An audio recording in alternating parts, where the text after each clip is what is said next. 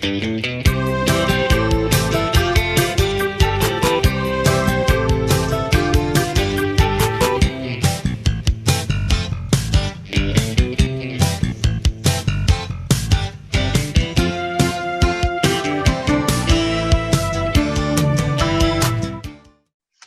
morning, everybody. Like Michael mentioned, this presentation is more about the updates, things that we have seen in past season, and some other new information that we are seeing that might be useful. So the outline for today's presentation, I'll be updating you with the results of our ongoing 5-year-long GA field study with the latest harvest that we just finished 2 weeks ago. I will also be presenting results on the GA trial that we started on Hamlin with the growers, so the first year results. Then also we started some GA and 2,4-D work last year, so I have something to share from that. And then, like I mentioned, some of the latest research that will be some of the PGIs that might be useful, but it's still preliminary for me to give you any results, but something that might be promising. Altogether, the take-home message from all these studies is that gibberellic acid efficacy trend continues. According to 2022 harvest, we are seeing improvement in the tree health and reduction in fruit drop.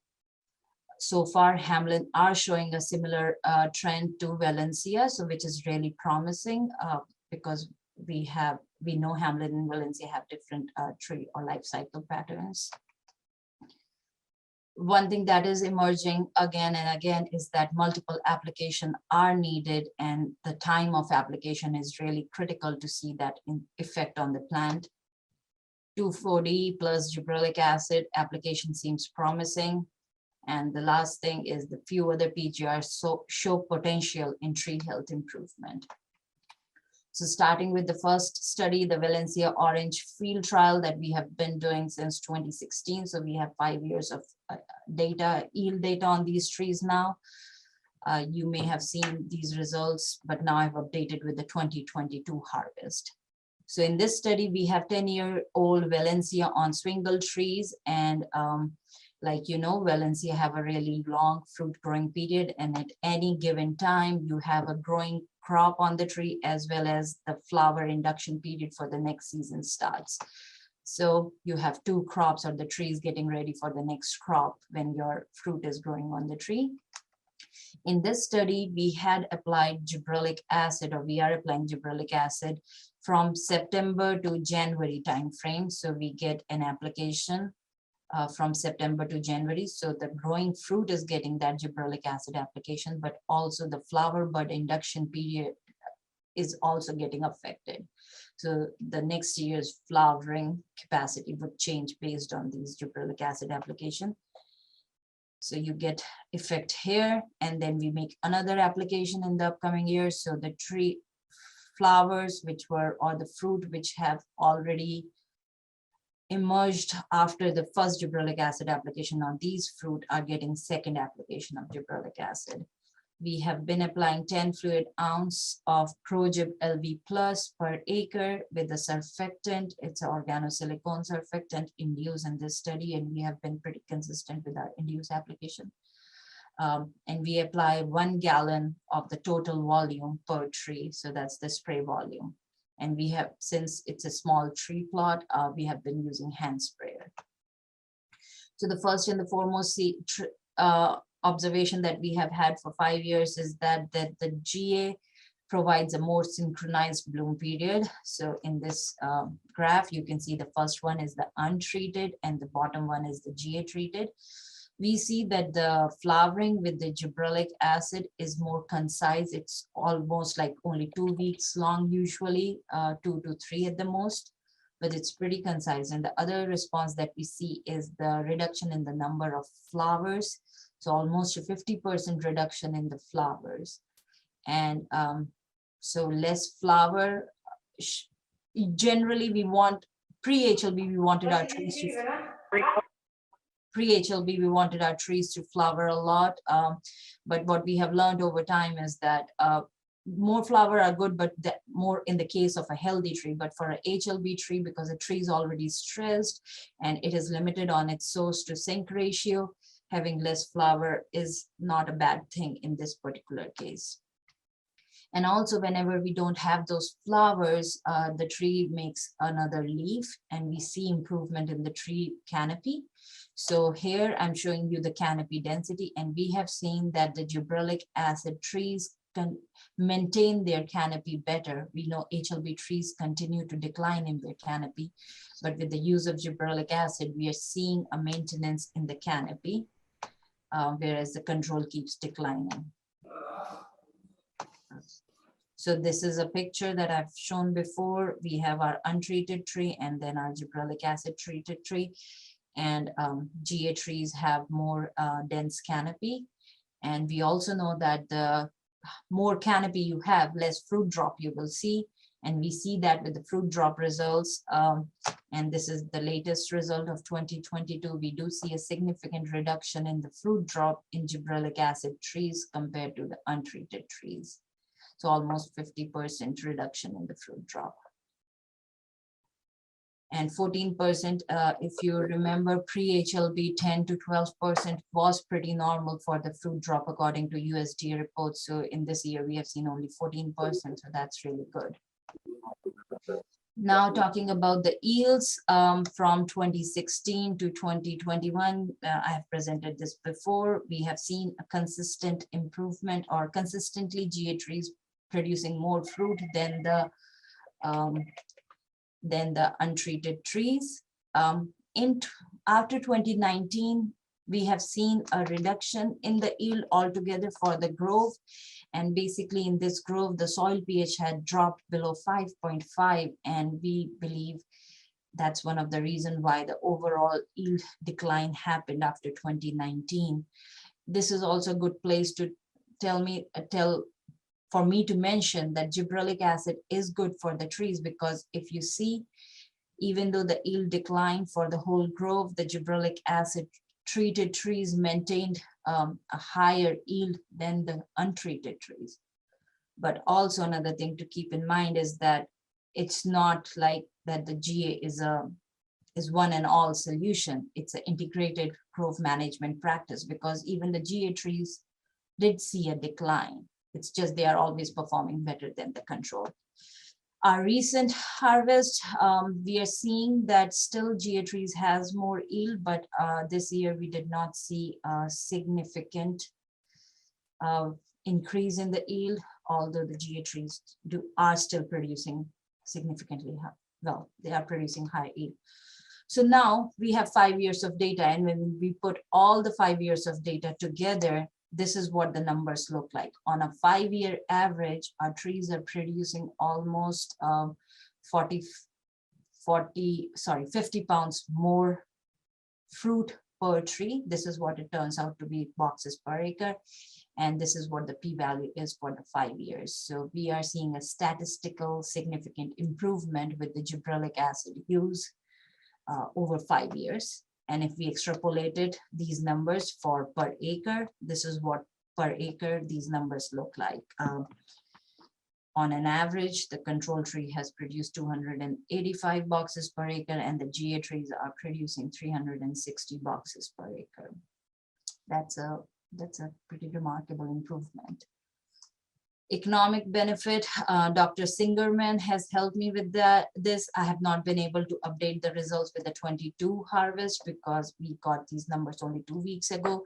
But overall, we do know that with the gibberellic acid use, there has been a profit differential. So this means profit differential here means on over control or your grove management. This is what the profit would mean by that many more fruit. So we are seeing a significant improvement in profit. Just to be on the conservative side, I took the number of the poorest performing tree, so the yield of the poorest performing tree. And when we even plug in those numbers, other than the first year, we see a profit increase in the other years too. So overall, the economics looks pretty good with the use of gibberellic acid, even though we're talking about 5 applications, but the numbers are enough to make that difference. Fruit quality. So we looked at the total soluble solids. Here I'm showing the bricks of the fruit, bricks of the juice from 2018 to 2021. These are the control, so untreated trees. And the green ones are the gibberellic acid treated trees. And you will see that out of these 4 years, except 1 year, the gibberellic acid treated trees had equivalent bricks to control, so no detrimental effect on the bricks. Now this 1 year is kind of off because it's 1 in 4, but also this was the year when we had a really, really warm spring. And we know weather does affect the TSS accumulation. Now what we don't know is that maybe a warm spring exacerbated or caused detrimental effect on the fruit bricks. We don't know that, but this was an off year. So that's just something to keep in mind. But another thing to keep in mind is that in 2022, our fruit size was significantly larger in the GA trees as compared to the control trees. So whenever we have a bigger fruit, we know that bricks can be diluted, and that could be another contributing factor.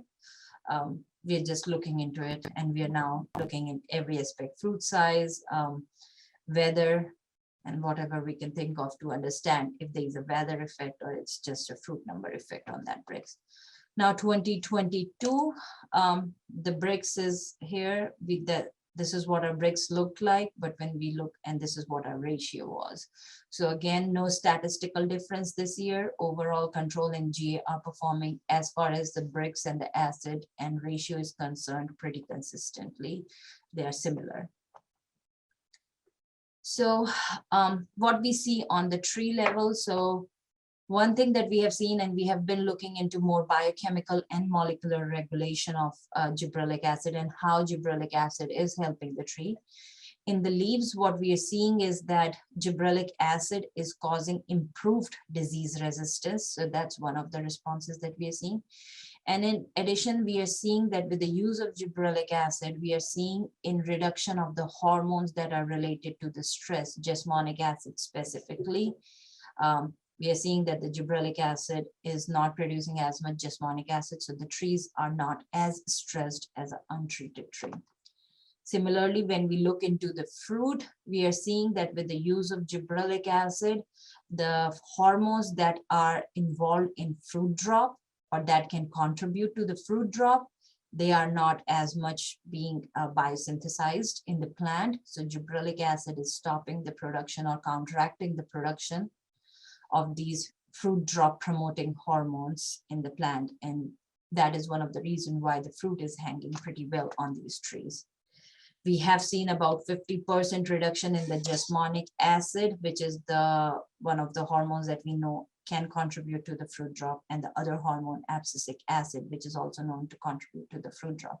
So we are seeing about 50% reduction of these hormones in the GA treated leaves.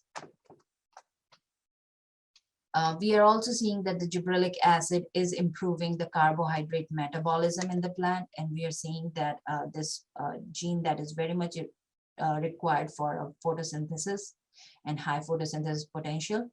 GA trees have higher of this gene, which means better photosynthesis potential. And we do see that with our starch results. We have known that HLB affected trees have a lot of starch buildup. This starch buildup causes,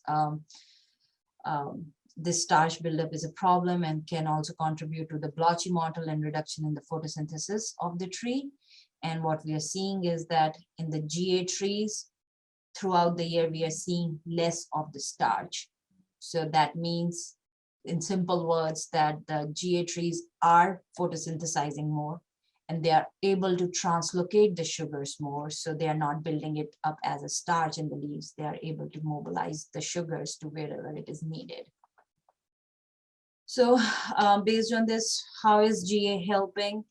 So these 5 applications during the flower bud induction period contributes to reduction in the number of flowers, synchronizes flowering, and also pushes flowering to the later part of the spring. So mostly we have seen about a 2-week delay in the peak flowering from the untreated trees. And we know from literature that the flowers that emerge later tend to be more leafy inflorescence. So these are the flowers that emerge with a leaf with them. And the flowers that are on a leafy inflorescence or a leafy inflorescence generally sets better fruit, and it retains better fruit, and it grows better fruit. So having a leafy inflorescence is a positive, and GA is contributing to that. So that is really good. In addition, GA is causing more vegetative growth to happen instead of the reproductive growth, so a better canopy. Also, this GA application on the growing fruit helps with the larger fruit and reduces in the fruit drop, reduces the fruit drop. So these are the benefits of these two specific application timing on Valencia. Overall, with these applications, what we are seeing is reduction in the oxidative stress, better carbohydrate metabolism. So the sugars are freely moving in the plant, growing to every growing part of the plant, and we are seeing a better hormone balance. So that's what we think is helpful with these GA applications. Now, moving to the Hamlin trial that we just started last year after my presentation in September, we had interest from some of the growers, and we started in August, September time frame, these trials. So this is first year of data. Now, one thing to keep in mind that Hamlin have a shorter fruit development period, and that was one of the concerns or the questions that we wanted to answer, that Valencia has a long fruit growing period, Hamlin has a short fruit growing period. So how many gibberellic acid applications are needed? Will fewer than 5 will be sufficient? So we had those questions. Based on the literature and what we understand from the fruit development process, our preferred GA application is in August, September, October time frame. And what we asked our growers to apply is ProGib LB Plus at 10 fluid ounce per acre application, or any other GA that they can find at 20 gram active ingredient with a surfactant. And we asked them to stick to a spray volume of 125 to 150 gallons per acre. Now, one thing that we did inform the growers, and we know that the GA will keep the fruit green, and that also means that it can extend, it will extend the harvest window too potentially, because the green fruit can hold on to tree better. So talking about the results, we monitored 5 sites in this case. They were sprayed by the growers. So the growers sprayed half of the block with gibberellic acid and left the other half untreated. And then we went back to the grove and we marked our 10 data trees in each side of the tree.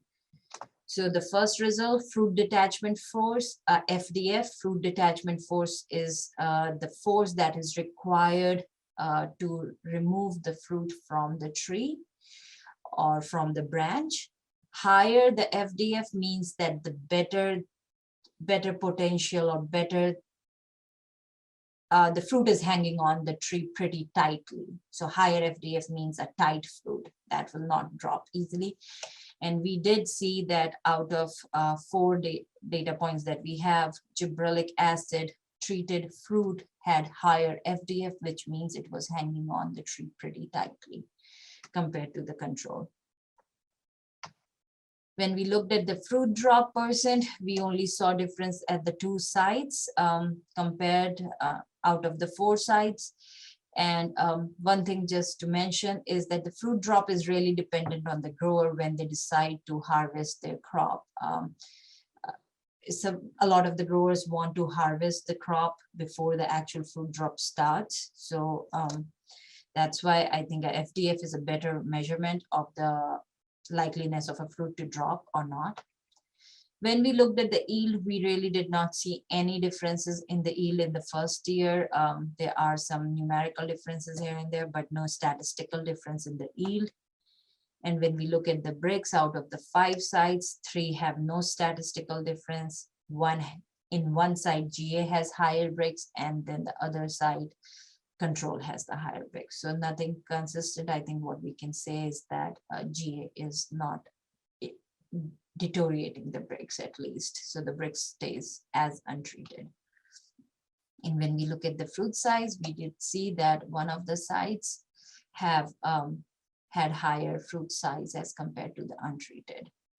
Now, if you really look at this, the site 1 is the one where we see most of those positive results. And I think the reason for that positive results lies in the number of applications and the timing of application. So these are the time when the GA was applied in each site. So the site 1 actually got 3 sprays of gibberellic acid starting from August. So this is Hamlin, and starting from August, the grower put out August, September, and a November spray. Rest all the sites had late sprays. And again, if you see September and October, you still see these two differences here when we started a bit early. But as we get later in the season, for Hamlin, October and November sprays are not doing much. There's some effect, but not much. So multiple GA applications are beneficial. They are able to reduce fruit drop and increase FDF. Overall, multiple application and early start is good. So just an in-depth look at site 1. Again, like I mentioned, this is the site where the grower started in August with their GA sprays. So we had a GA spray in August 29, September 29, and initially the plan was to stop after the September application. The grower really wanted to have just 2 applications. But then he later on decided to have a 3rd application. And the reason is that after the 2 application, the grower was seeing reduction in the fruit drop. But as we got closer to the November, the FDF started to converge between the untreated and the treated. So he was seeing a difference in the beginning, and then they started seeing no difference or the difference wearing off. So then they decided to put out another application. So they put out another application on November 17th. And as a result, we again saw that the fruit detachment force changed over time with the 3rd application. Altogether for the whole season, this is what their numbers look like. Control had 33% total fruit drop and GA had 22% total fruit drop. So I think we can conclude from here that multiple applications and an early start in the season are needed, especially for Hamlin, because Hamlin is growing at a faster rate than Valencia. So we need to start with early sprays. And also Dr. Elbrigo's work has shown that 1 application is not sufficient to reduce fruit drop, and we do need to have multiple applications. Now just some other work that we have done to see the effect of GA, and basically as a researcher, I'm using all my tools that I have to understand if GA is working on Hamlin as quickly as possible. So what we did is, for the research purpose, we treated the trees with GA, and we had untreated tree. And then we sprayed ethylene. Ethifon is one of the liquid ethylenes, or it produces ethylene. And we sprayed these trees with Ethifon. The idea was that we know ethylene hormone is responsible for the leaf drop, fruit drop over time. It just exacerbates it. So the idea was that if the GA trees are able to handle stress better, then will they withstand ethylene-induced stress better? And we did see that the GA trees did not lose as much canopy as compared to the control when we sprayed them with Ethifon. So trees treated with GA are able to withstand stress better, especially the ethylene stress as well. And the canopy loss was not as much. Then we also wanted to look, so that was on the tree level. We wanted to look what is happening on the fruit level. So we had these fruit that were GA treated fruit 3 times, and we are seeing that these fruit are showing higher resistance. So now I'm showing you the fruit detachment force for the control and the control trees treated with ethylene. So control has a 4.6 FDF. When we treated with ethylene, we are seeing a reduction in the fruit detachment force as expected. Here's a GA fruit, which has higher FDF to begin with from the control. And when we treated these trees with ethylene, we really don't see any significant reduction in the fruit detachment scores. So a GA fruit treated with ethylene is behaving pretty good. It is resisting that ethylene-induced apposition process. We repeated the study again in December just to see what happens, and you will see with the, as from November to December, the FDF did decrease, which you would expect in control. But overall, we are seeing that the multiple applications of GA, the trees are withstanding just the general fruit drop better, but also ethylene-induced fruit drop better. So that is really promising. Just some precautions for use of GA, that the fruit color is a concern. Fruit color, GA slows down the peel breakdown, and when it does that, it just keeps the fruit green. I have shown this photograph many times, and this was right after the 5 applications of GA. And you can see in January, this is what Valencia fruit looked like. This was the extreme case, but I just want to show this photograph so people know the worst case scenario. But the good thing is it delays rind aging. And when it delays rind aging, the fruit hangs on pretty tightly on the tree. And as a result, possibly the harvest window can be extended. The other precaution with the use of GA is that the GA will suppress flowering. If we apply it too close to the bloom, it will negatively affect, and it can negatively affect flowering. My recommendation is do not apply gibberellic acid after January 10th. If possible, stop by December 31. The reason being that the flowering is very much dependent on weather, and we don't know like in advance what kind of a spring is expected. So December 31 is a very good cutoff in my opinion. And again, if the flowering is predicted to be sooner, then stop soon. But this is what a gibberellic acid treated tree and the untreated tree looks like in February. You can see differences in the fruit color, but also look at the difference in the canopy. You can see a lot of these spots in the untreated trees, but the GA trees are just better. And even though the fruit may be not as visible as on this one, but they do produce more fruit. Now moving to the third part of my presentation, year 1 results on GA and 2,4-D trial. We only started these in September of last year on Valencia. So we have GA and 2,4-D started in 2021, and we plan to continue it in future. So we have Valencia on swingle trees, which are 15-year-old.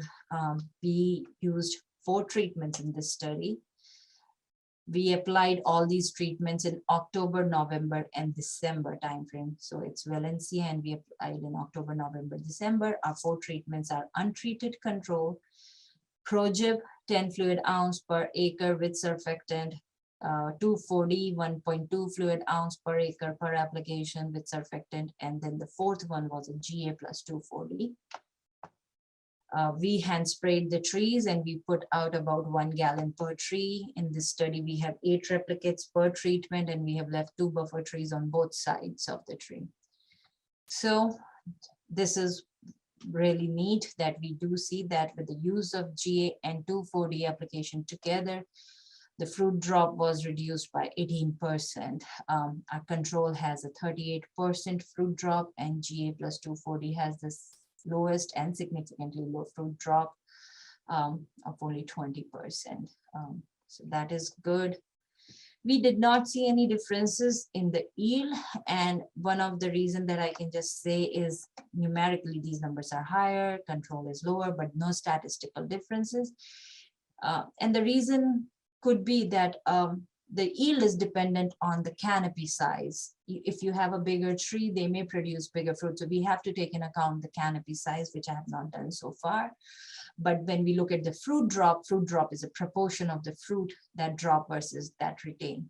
So you would expect the trees producing, you would expect the trees that have less fruit drop would produce higher. I mean, they are producing higher, but we are just not seeing statistical difference. We did see that there was an improvement in fruit size with GAN2,4-D application as well.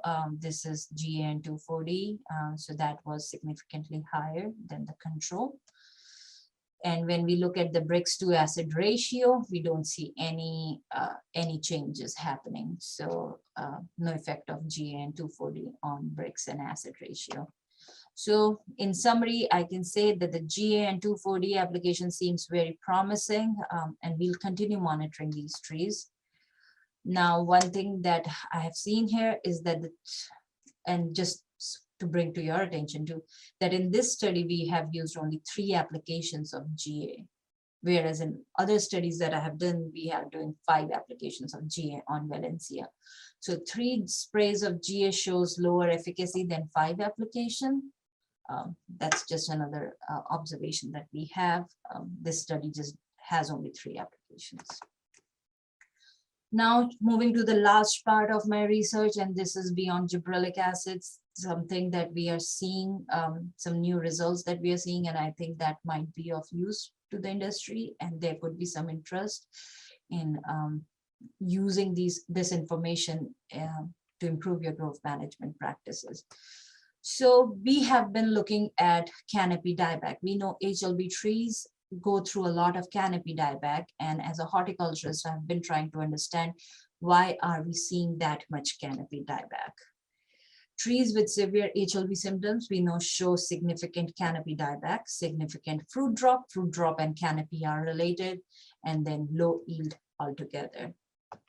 So for this study, we had Valencia and Hamlin trees that were selected based on the symptoms, how much dieback we were seeing. And then we monitored these trees for canopy density, for yield, for fruit drop, bud development. And this was really important, bud development, because if we can understand why the bud is dying, we can do something about it. And we also did hormone analysis on these buds to understand what was happening biochemically in these buds. So just for you to see, this is what a mild tree looks like, and this is what a severe tree looks like.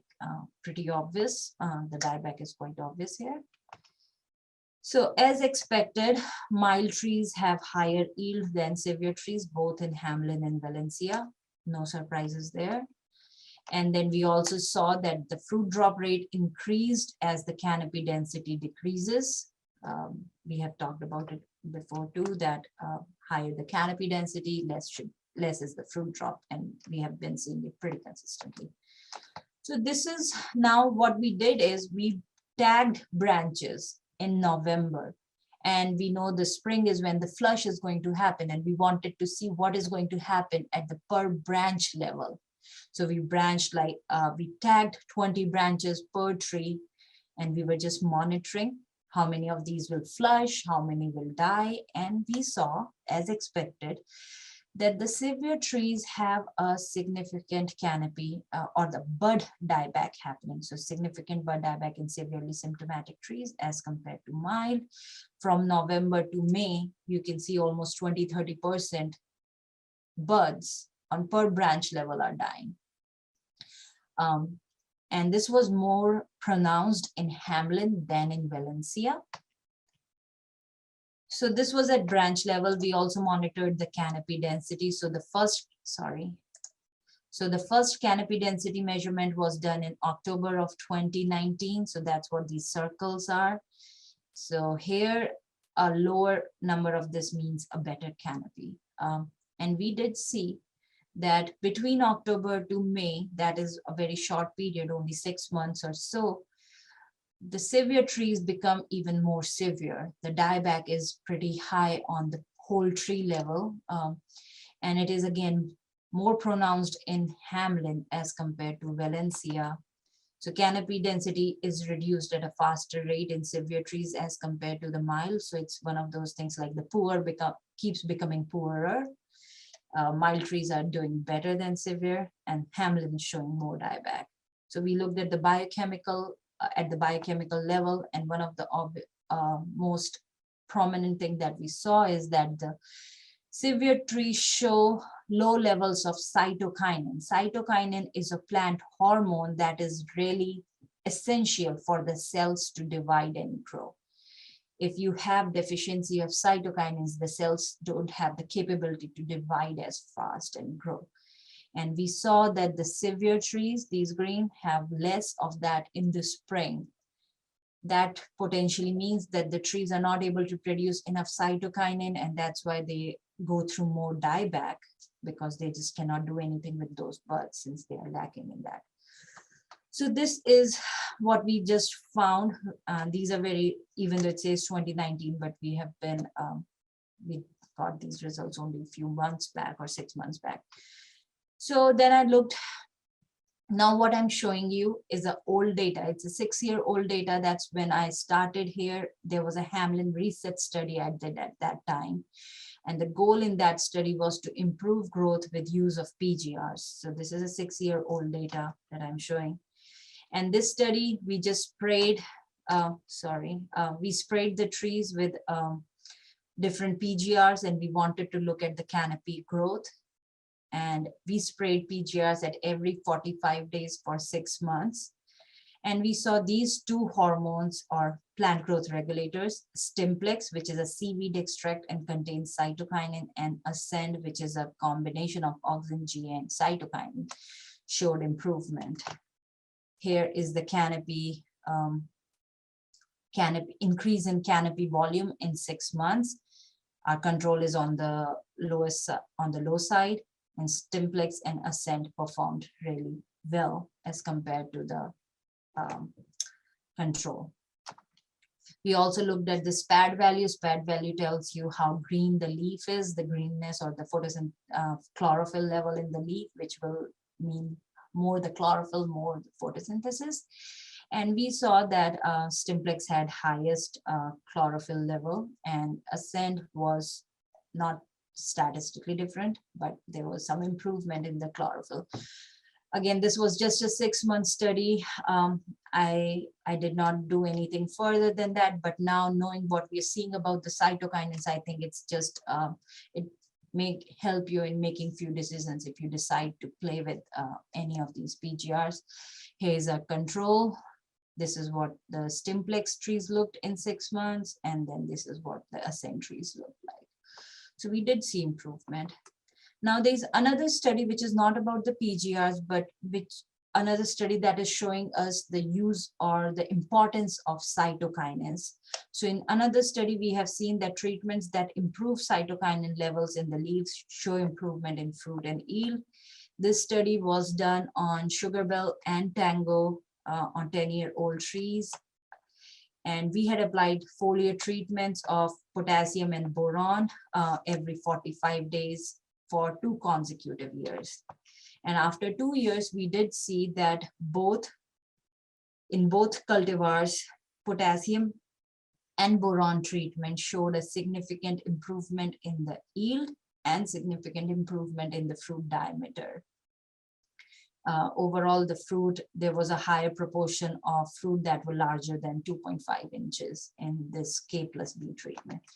And when we look at the cytokinins levels, this is what we are seeing, that potassium and the boron in both cultivars have more of cytokinins as compared to the control. So higher the cytokinin means more growth in the plant or more growth potential, and we did see that with the results. Now going back to the PGRs, there are a number of PGRs, plant growth regulators, that are available for Florida use. Comprehensive list can be found in the production guide in the last chapter, which has all the PGRs that are labeled for Florida use. I would say that read labels very carefully for which all hormones are in that plant growth regulator and what percentage. This is an example. This is not all the PGRs, but just to give you an example, Projib is what I have worked extensively with, and Projib has a GA of 5.7% in that chemical, in that bottle. Whereas these other hormones, or sorry, products, you can see what percentage of each hormone they have. So that is something really to keep in mind when you are making a decision which product to use. Also, there are different label rates at present for these. ounce per acre and the number of applications. So what I'm trying to say is you need to do the math when you're making the decision, and the math is going to have the percentage of that chemical, but also the economics of the whole thing. So pay attention to that. There are a few PGRs that are available for use and that are showing potential to improve our tree growth, which we really need right now, because a better tree growth will mean less fruit drop and better yield in altogether. With that, I will end my presentation and end of the, after Fernando's seminar, I think I'll be happy to take any questions. And before I end, I would like to thank Citrus Initiative for funding most of all of this work actually. And then CRDA for helping with the flowering GA trial that we did. And Dr. Singerman, who has helped with economics. And Peace River Packing and Alico have been our big support for doing these trials. Thank you for all the help, Bill in Biosciences, and then my team. So thanks a lot.